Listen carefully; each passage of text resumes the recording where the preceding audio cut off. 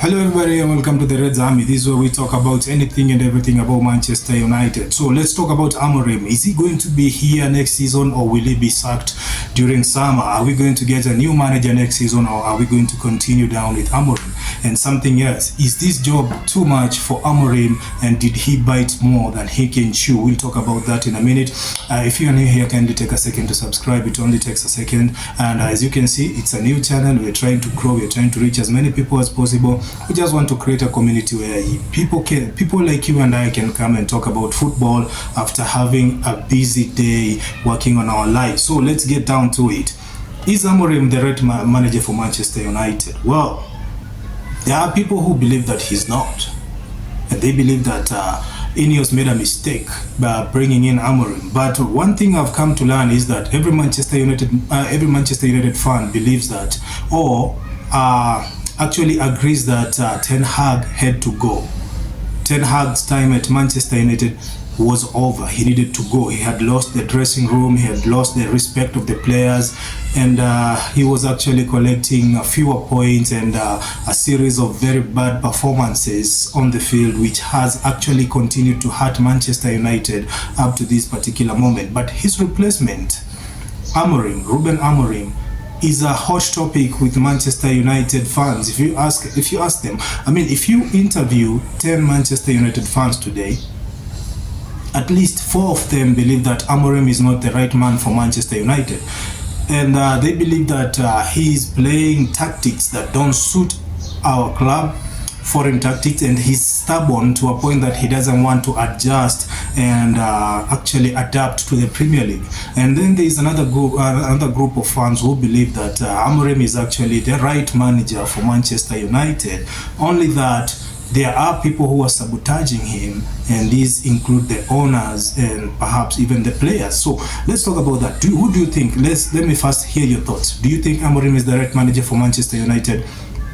If you believe he's the right manager for Manchester United, can you tell us why you think so? And if you believe he's not, also tell us why you think he should not have been a Manchester United manager. So let's get down to my opinion.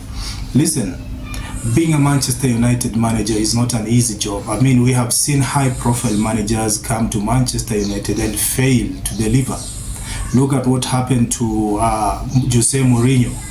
He's a serial winner. This is somebody who actually has won trophies everywhere he has gone. He has won league trophies everywhere he has gone.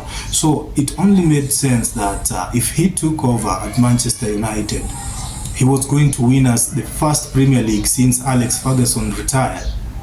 But as it came out to be, the job was too much for Mourinho.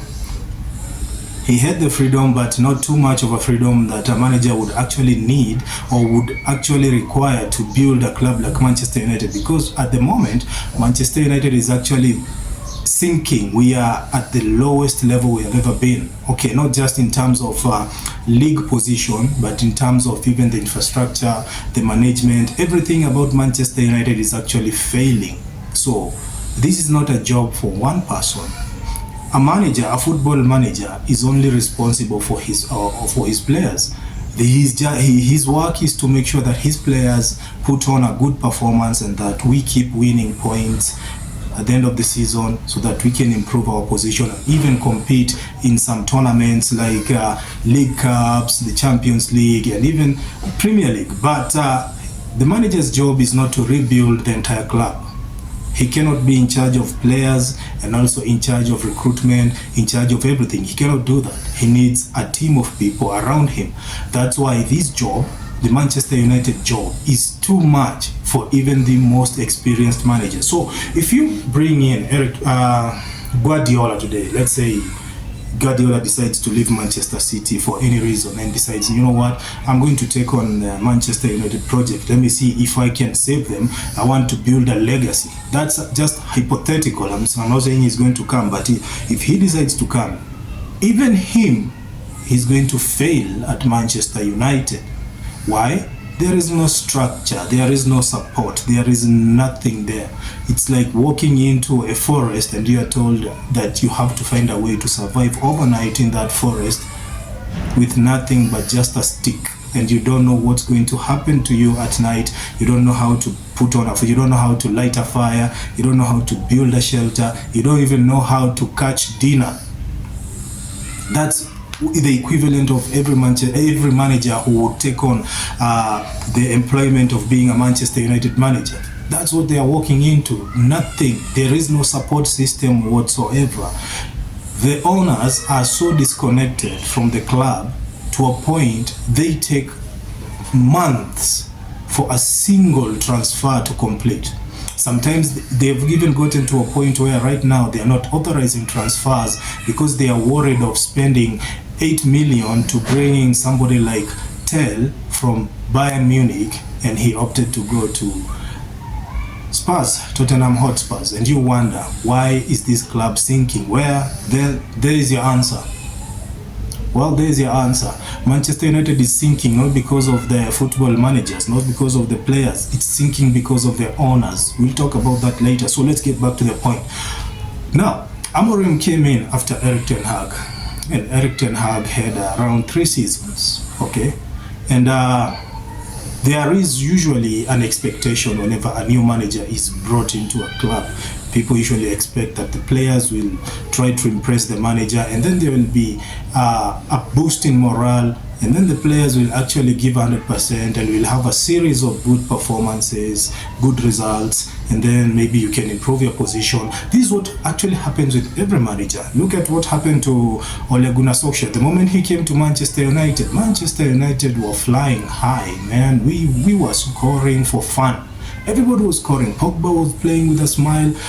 Lukaku was scoring for fun. Rashford the same. And then what happened? Solskjaer was given a contract at Manchester United. Then the rest is history. Because from there onwards, we only had one decent season under Solskjaer the moment he took over permanently. Then the other seasons were not as good as that particular season. And we were hoping that maybe we were going to build on the success of that season, maybe next season to challenge for the Premier League. But it never came to happen. And he eventually was fired from his position at Manchester United. Now, listen. Amorim wasn't an accidental appointment or accidental hire. This is a man who has actually proven himself in Portugal.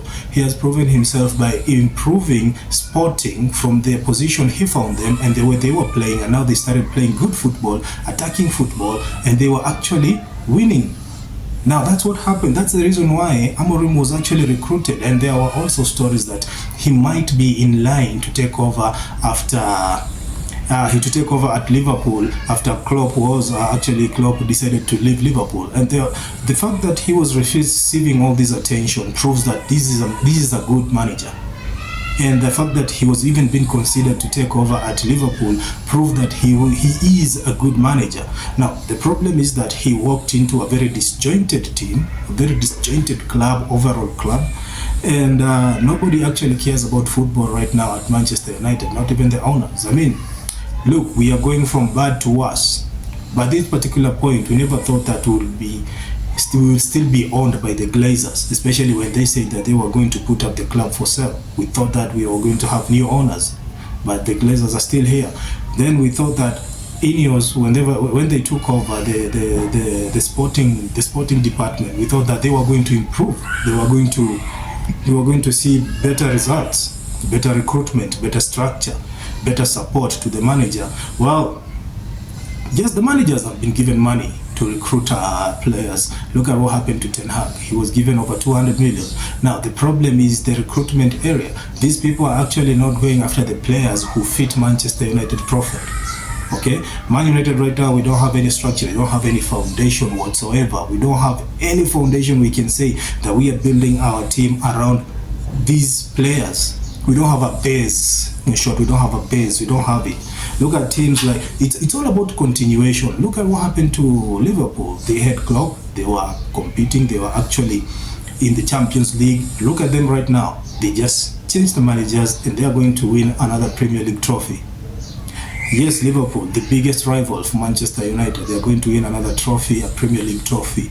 Now, it's all about continuation. It's about looking at the manager that you hire. Will their tactics fit in with the players who are actually available to the club?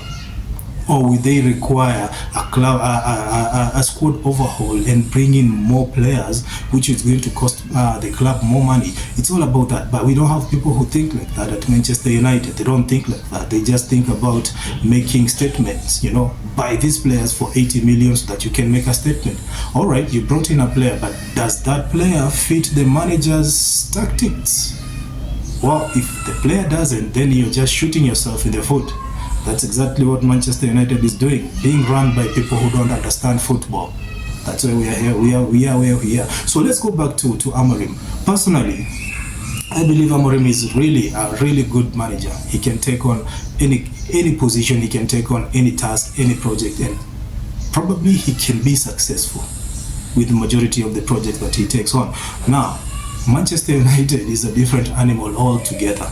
I mean, we brought in a manager who came from a team that was performing superb, a team that actually beat Manchester City when they were actually at their best form this season, okay? But when we brought him to Manchester United, this manager went on to draw with Everton. He lost to Wolves, he lost to Crystal Palace, he lost to which other team beat us? Brentford. I mean, these are managers, and no disrespect to these clubs. They are really good clubs, but not at the level of Manchester United, okay? Now, what really happens? What happens is that you bring in a manager who plays a back three system, and then you have players who cannot fit into that system, and then you're forcing the manager to use those players so that he can try and weed out the weak players. Okay, I understand the psychology around this, but here's the problem. How far can you take this? If you want the manager to understand the team and to work with the team, then you must be willing to also support him in the transfer market. Look at what happened in January. They never supported Amorim. We only got one player, a high-profile player, who actually is not available to us for the next 3 Premier League games. Why? Because this guy picked up a red card. Okay, now we are back to square one, with no reliable players for the next 3 games, and we are 16 points away from relegation and around 12 games still remaining at the Premier League. So a lot can go wrong. Now, let me know your thoughts in the comment section. Do you really think Amorim is the right manager? Personally, I think he's the right manager. He's only surrounded by the wrong players and wrong management and wrong people.